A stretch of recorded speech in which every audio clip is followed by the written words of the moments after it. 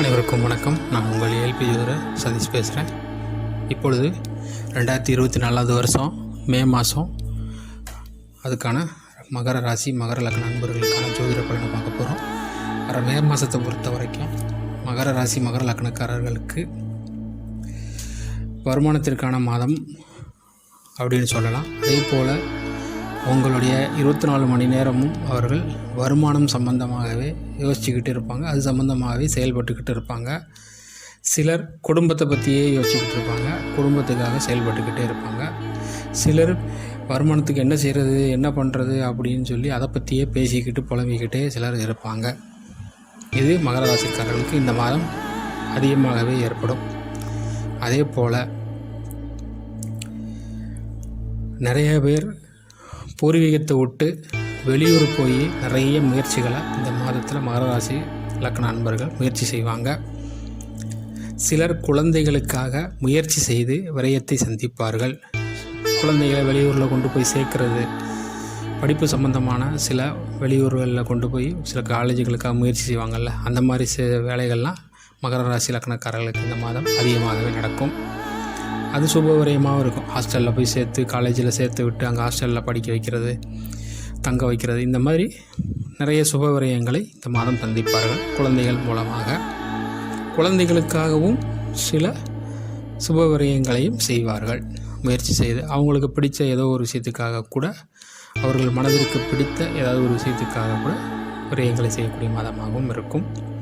அதே போல் உங்களுடைய மூத்த சகோதரர்களுக்காக, உங்களுடைய தாய்க்காகவும் நீங்கள் நிறைய முயற்சிகளை இந்த மாதத்தில் ஏற்படுவீர்கள். டாக்குமெண்ட் சம்பந்தப்பட்ட, நிலம் சம்பந்தப்பட்ட, டாக்குமெண்ட் சம்பந்தப்பட்ட விஷயங்களில் உங்களுக்கு இந்த மாதம் அனுகூலமான மாதமாக இருக்கிறதால இடமோ நிலமோ சொத்தோ இந்த மாதம் நீங்கள் வாங்குவதன் மூலமாக உங்களுக்கு அனுகூலமாக இருக்கும். பூர்வீகத்தை வாங்கக்கூடாது. பூர்வீகத்தை பொறுத்த வரைக்கும் உங்களுக்கு நல்லா இல்லை, ஓரளவு சுமாராக தான் இருக்குது. சிலருக்கு பரவாயில்லாமல் இருந்தாலும் என்னை பொறுத்த வரைக்கும் கொஞ்சம் பக்கத்தில், உங்கள் இருக்கிற இடத்த விட்டு கொஞ்சம் தூரம் பக்கத்தில் வேறு ஒரு இடத்துல வாங்கிக்கலாம். சிலருக்கு தாயின் மூலமாக சொத்து சுகங்கள் அமைவதற்கான வாய்ப்புகள் உண்டு. உங்கள் பேரில் சொத்து எழுதி வைக்கக்கூடிய டாக்குமெண்ட் சம்மந்தப்பட்டமான ப்ராசஸும் இந்த மாதத்தில் ஏற்படும். சிலர் அதே போல் நிறையா பேர் வீடு வாங்கணும்னு நினச்சிக்கிட்டு இருந்த பல பேர் இந்த மாதத்தில் வீடு வாங்கக்கூடிய அமைப்பு, ரொம்ப நாளாக எதிர்பார்த்துட்டு இருந்த சில விஷயங்கள் இந்த மாதத்தில் ஏற்படும். சிலருக்கு உயர்வு, இன்க்ரிமெண்ட்டு, இந்த மாதிரி விஷயங்கள்லாம் நிறைய ஏற்படும். சிலருக்கு ஒரு மாற்றத்தை தந்து மிகப்பெரிய உயர்வையும், சிலருக்கு பொருளாதார ரீதியான முன்னேற்றத்தையும் சிலருக்கு வரக்கூடிய மாதத்தில் மகர ராசி லக்னக்காரர்களுக்கு ஏற்படுத்தும். மிகப்பெரிய மாற்றத்தை சந்திக்கக்கூடிய மாதமாக கண்டிப்பாக இருக்கும். அதே போல் குழந்தைகளால் டென்ஷனோடு சுற்றிக்கிட்டு இருக்கிற அமைப்பும் உண்டு.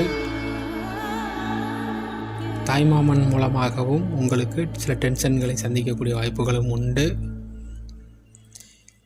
வேலையில் உங்களுடைய மனநிலையானது சந்தோஷமாக இருக்கும்படி வைத்து கொள்ளுங்கள். இல்லைனா கொஞ்சம் டென்ஷனாகவே சுற்றிக்கிட்டு இருக்கிற அமைப்பும் சிலருக்கு ஏற்படும்.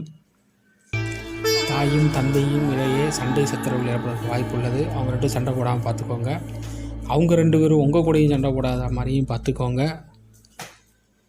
அதே போல் மனைவி மூலமாக திருமணமானவராக இருந்தீர்கள் என்றால் மனைவி மூலமாக கணவருக்கோ, கணவரின் மூலமாக மனைவிக்கோ, அல்லது திருமணம் ஆகாதவராக இருந்தீர்கள் என்றால் உங்களது உறவுகள் மூலமோ நண்பர்கள் மூலமோ உங்களுக்கு ஒரு முன்னேற்றம் அப்படிங்கிறது இந்த மாதத்தில் நிச்சயமாக உண்டு.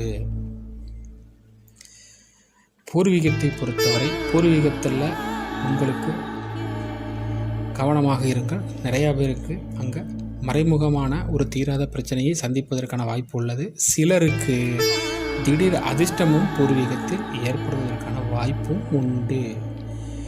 உடல் உஷ்ணத்தை பொறுத்தவரை வயிறு சம்பந்தப்பட்ட விஷயங்களில் கொஞ்சம் கவனமாக இருங்க. சிலருக்கு மேல் வயிறு சம்பந்தப்பட்ட விஷயங்களில் கவனமாக இருங்க. மீண்டும் இன்னொரு மாதத்தில் அடுத்த மாதத்தில் சந்திப்போம். அனைவரும் வாழ்க வளமுடன். சுகமே சொல்லுங்கள்.